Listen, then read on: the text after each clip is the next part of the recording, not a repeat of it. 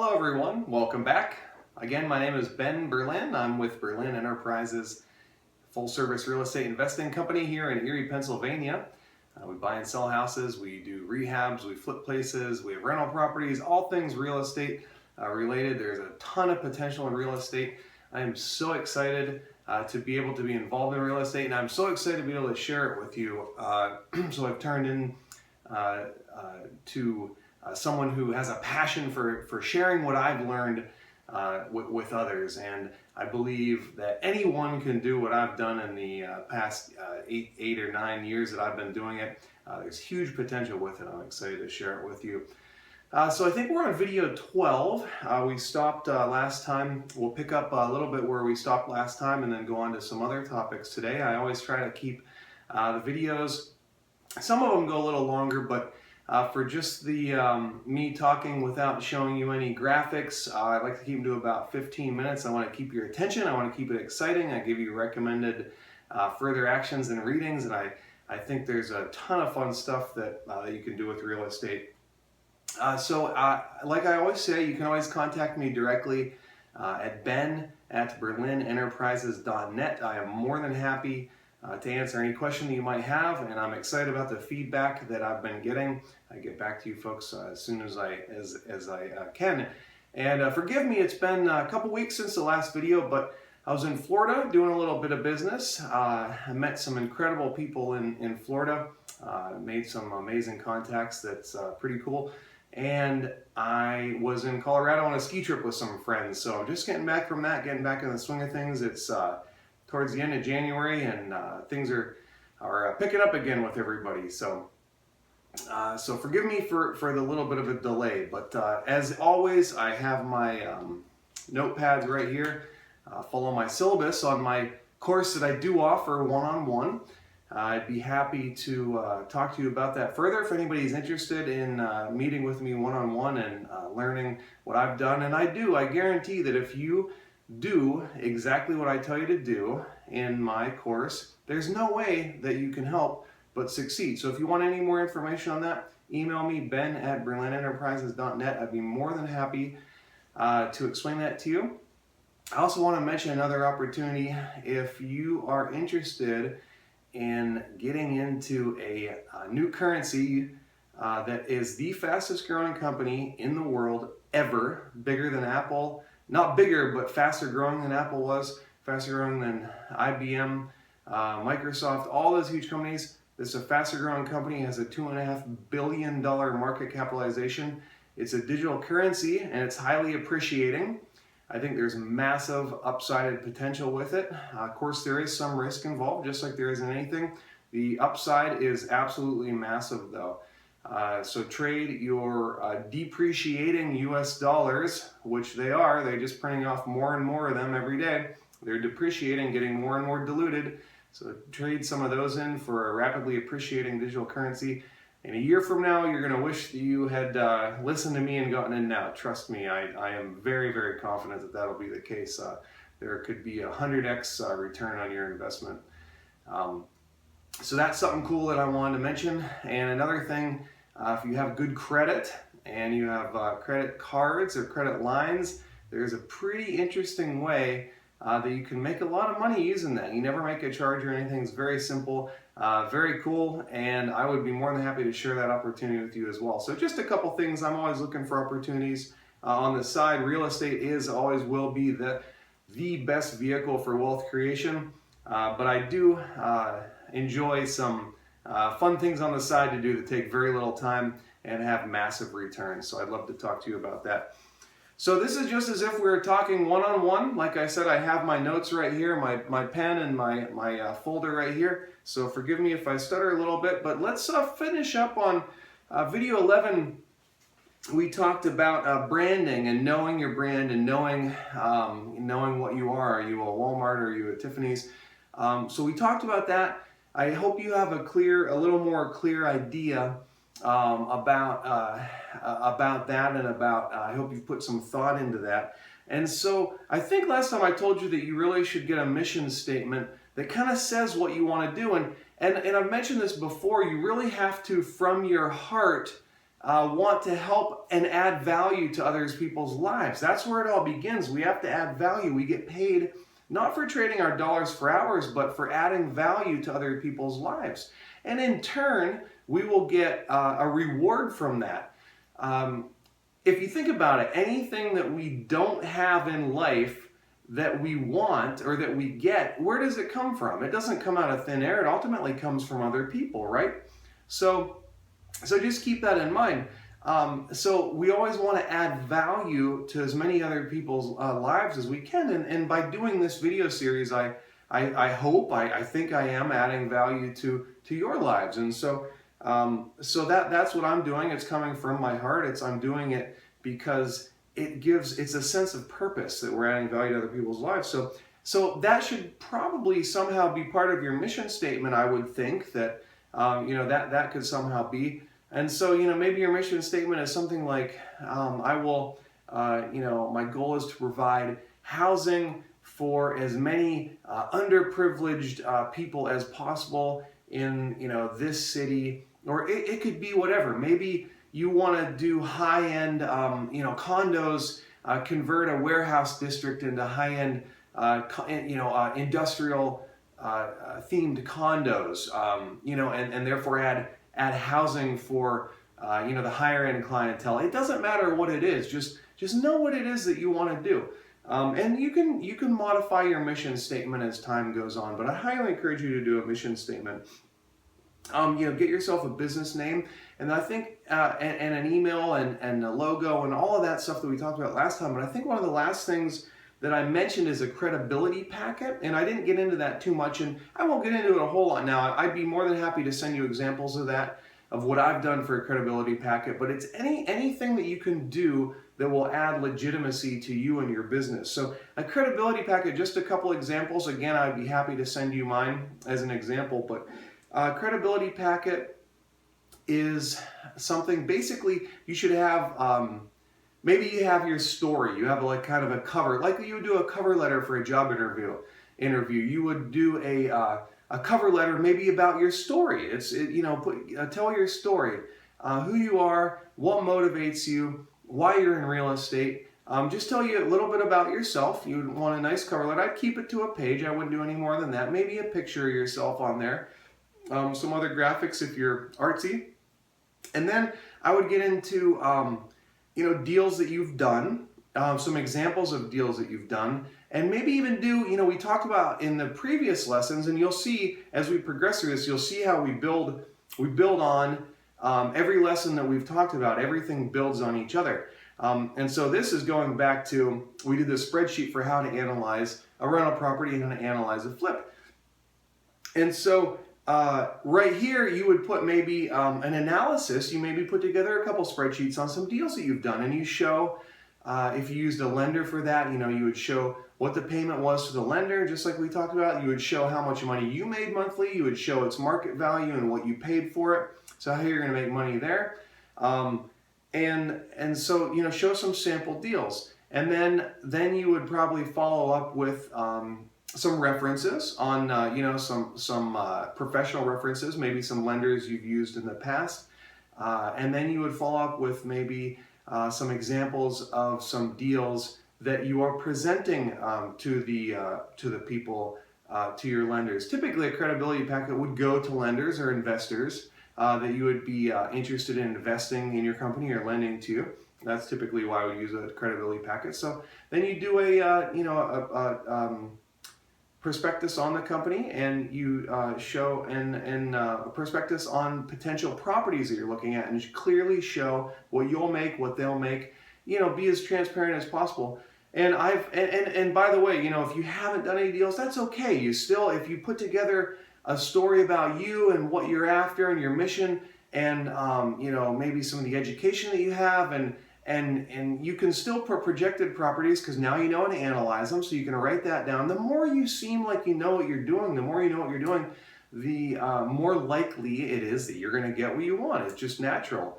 And what does a lender want? They want to know how much money they're going to make and how are they secured. And we'll get into more of that later, but that would be kind of an example of a credibility packet. It just makes you look more credible. You look more likely to be lent to or invested in. So I'd be more than happy to show you that. So let's get into business basics. We're still in part 2 of this course. This would be business basics part 3 in part 2, and this is about asset protection. So this is a big, again, I know we're still not into how to find deals, how to fund deals, how to farm deals, but believe me, we're all building on one another here, and we're going to get to the fun stuff. So this is about asset protection, and this is a big one because the more assets we have, the bigger we get, the bigger we grow. What happens? Well, the target on our back gets bigger, and you'll see this as you grow. You'll even probably lose some friends over it. People get jealous. It's weird. I don't understand it. I just try to be joyful and thankful for what my friends have accomplished, and I just keep trying to lift them up and raise them up and push them forward, and that's what you should do. Sorry about the technical difficulties there. I think my device memory was full. So anyhow, we were talking about the target on your back. So what happens is the bigger you are, the bigger the target on your back. That could be with suitors, so lawyers, people trying to sue you. And I never, honestly, I would, people try to put fear tactics in you, and oh, you're gonna get sued. And I never really thought much of it. The fact of the matter is it probably will happen. Much of it, a lot of it's crap, but it probably will happen. It's good to have good attorneys for that. But I have been the subject of a lawsuit several times. Nothing much ever came of it if you have good insurance and everything. I'll tell you, we're talking about asset protection today. That's the whole point. But it probably will happen. So this is an important topic that you should know about, and we'll spend a few minutes on it. So basically, one thing that we want to do is we want to control everything but own nothing. So think about that for a second. Control everything but own nothing. So how can we do that? We can do that a few ways. If we control it, if we control an asset and are on the receiving end of the cash flow and the equity of it, what difference does it make if it's in our name or not? So many people get so caught up on I want it in my name because it makes them feel good, but we don't necessarily want buildings in our name. So that's where maybe an LLC could come into play. So you can set up an LLC, you own something in an LLC's name, and it's not your name. It's another layer of legal protection. And you can set up an LLC through your attorney. It's not very expensive. You can do it online. There's many different ways to do it. Just Google search, set up LLC online. It might be $150. Very simple to do. I've done many of them online. I've done them through my attorney. It's basically the same difference. But an LLC, if you hold properties in an LLC, that's an additional layer of legal protection. Now, one of the keys, though, with an LLC and a business is you don't want to commingle funds. So an LLC that owns properties, all the money in that business name, that should be in its own account and should only be used for those properties. You can salary yourself personally from that on a monthly basis, and I'll show you how to kind of calculate that. I think we touched on it earlier, actually. You can salary yourself, but you don't want to commingle funds. You don't want to start spending business funds on personal things. You don't want to start spending personal funds on business things, because a good lawyer could say that there's no separation between business and personal. And you don't want that. You want there to be a distinct separation. So you would file a separate set of books, separate set of tax returns, separate checking account, all related to that. Now, one thing people ask me sometimes is how many properties per LLC? And there's different schools of thoughts. I know some people that do one LLC for every single property.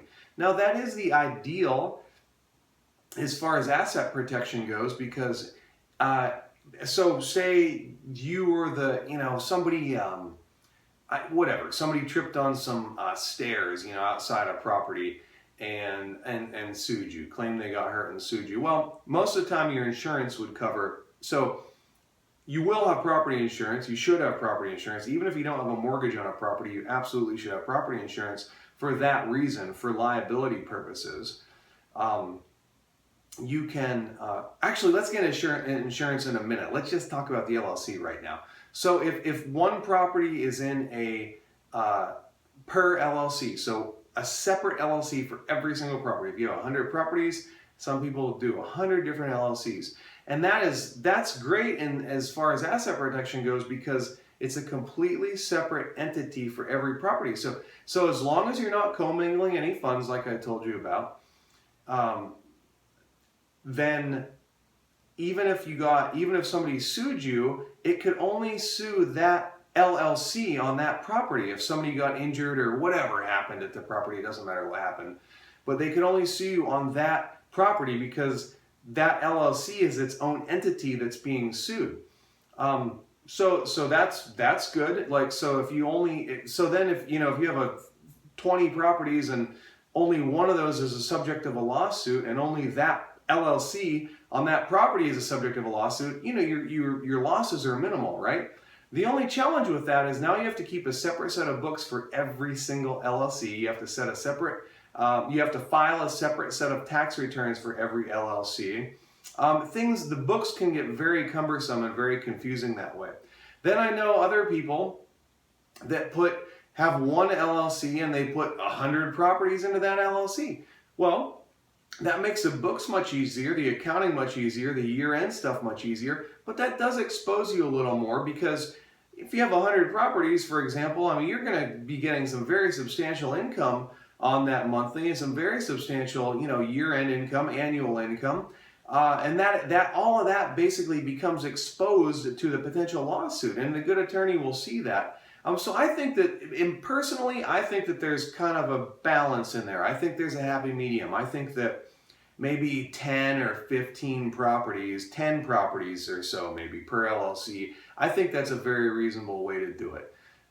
Because that way you're not too exposed, but there's a balance between the bookkeeping end of it and the exposure level, okay? So that is my recommendation. I mean, you can consult your attorney and ask your attorney what he or she thinks on that, but that would be my recommendation on that. I think that's a good balance. Now let's talk about insurance for a minute. Insurance is, again, another layer of protection, and your liability portion of your policy is what would kick in the event of a suit, and it's happened to me. I've had liability insurance cover some things. They were kind of silly, but nonetheless, that's what it's there for. So I would recommend, typically the limits on the liability is $300,000, and if you have insurance on every property, which you should, whether or not you have a mortgage or a lender, you're required to in that case. Your lender is going to require it in most cases. I would still recommend, even if you just paid cash for a place, and insurance does seem kind of silly to use sometimes. In fact, I said just up until a couple years ago, I've paid hundreds of thousands of dollars into insurance and I've never once used it. Well, that changed a little bit about a year or so ago. It actually helped me quite tremendously about a year ago. So there is a benefit to insurance. But the liability section, typically $300,000 is the typical limit on that. You might want to consider upping that to $500,000 or $1 million. Make sure you get quotes first. And then you can even add a umbrella policy that basically is a liability policy that encompasses, it would encompass everything. It would pick up where the individual insurance, property insurance policy left off. So that's another thing that you can do.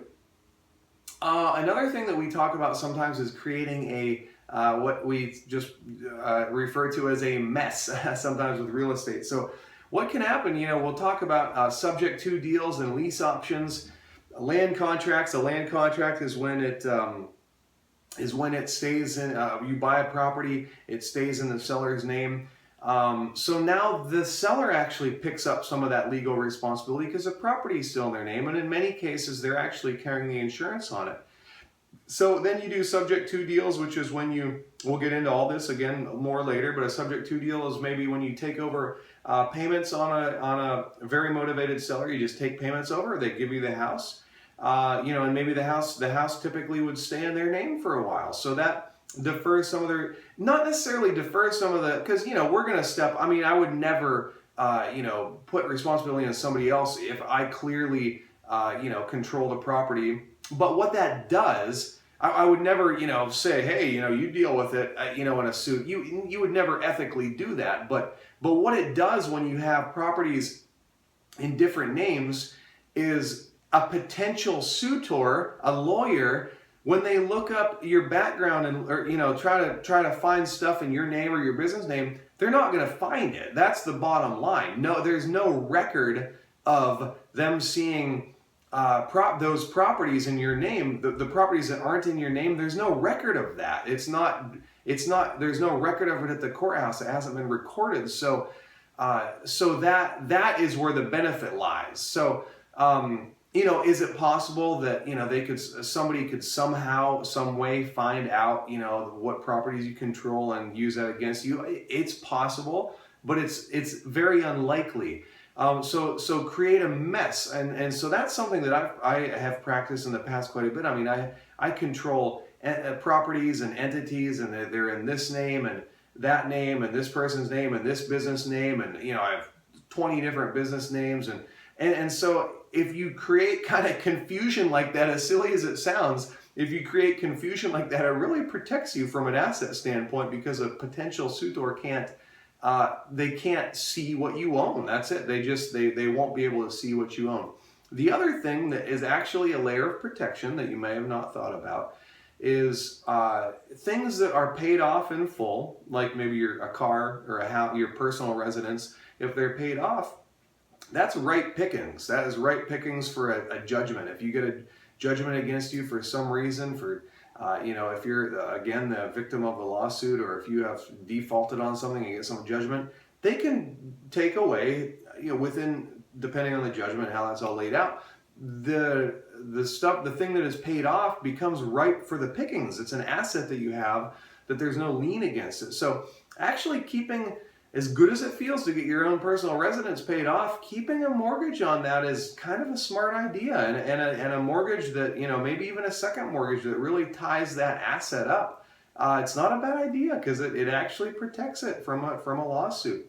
Same thing with a car. So that's something to think about. It is nice to have things paid off, but it also is a little bit of a layer of protection. So what we got to think is we got to think about what attorneys, a savvy attorney, can see, what assets they can see that we have. That is what we have to constantly be thinking about, is what assets that they can see that we have. And the fewer assets that they can see that we have, the less desirable it is to go after that person, because they're not going to get anything. If they shows, we could even show the stuff that's in our name. Maybe we have fully leveraged out with a loan, and maybe our net worth shows zero. So what are they going to get from us? They're not going to get anything from us in that case, if that's what an attorney can see. So play the game. Play the game, guys. It's all about playing the game. Most lawsuits are frivolous. Honestly, most of the time they're frivolous. So I'm happy to play the game. The other thing is judgments. In the case of if should you ever default on something, on a credit line, on a credit card, on a loan, there will be a judgment placed against you for the amount that you owe. Now, a savvy company can actually freeze your bank account and try to steal assets, not steal, but take back assets that way. Well, if you personally, say Ben, we'll just use me for an example. Say Ben Berlin and his wife Rachel. I have a wife Rachel. Say that I have a credit line that I default on, and it's just in my name. Okay. Now, that means that bank that lent that credit line, they could only freeze or go after assets in a bank account that is me, a personal bank account of mine. They could not, if it's a joint account with Rachel, they can't touch it. If it's a business account, they can't touch it. Likewise, if it's a joint credit line, if Rachel and me are both on a credit line, and there's for some reason a default on it, then any money in an account of just me, they can't go after. Any account in a business, they can't go after. It would have to be just an account with Rachel and my name on it. These are very important things I'm telling you right now, because this could save you huge headaches in the long run. Likewise, if it's a business entity that owns a credit, something that they've defaulted on, then that bank can only go after accounts in that business name. They can't go after personal accounts. So very important things that I'm telling you could save you a ton in the long run.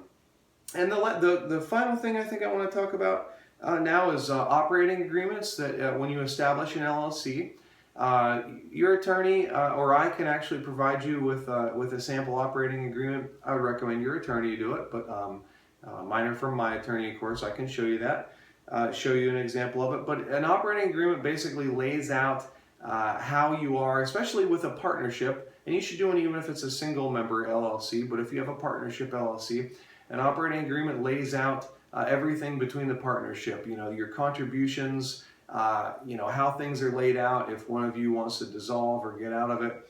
And it's just a further legal layer of protection that establishes further that your LLC is in fact its own business, and you're not commingling funds, and it's a separate thing. It's just another legal layer of protection. So it's either just some of the things that I've learned along the way, and I think a lot of this stuff that I've told you is very, very valuable. I know I've kind of gone over some of it quickly, but I don't want to spend too much time on this, but I think it's very valuable for you to think about. One thing that I would recommend is absolutely, if you're going to do business, when you're going to do business with real estate, absolutely create an LLC, whether you just set one up online. And if you do one online, it's totally fine.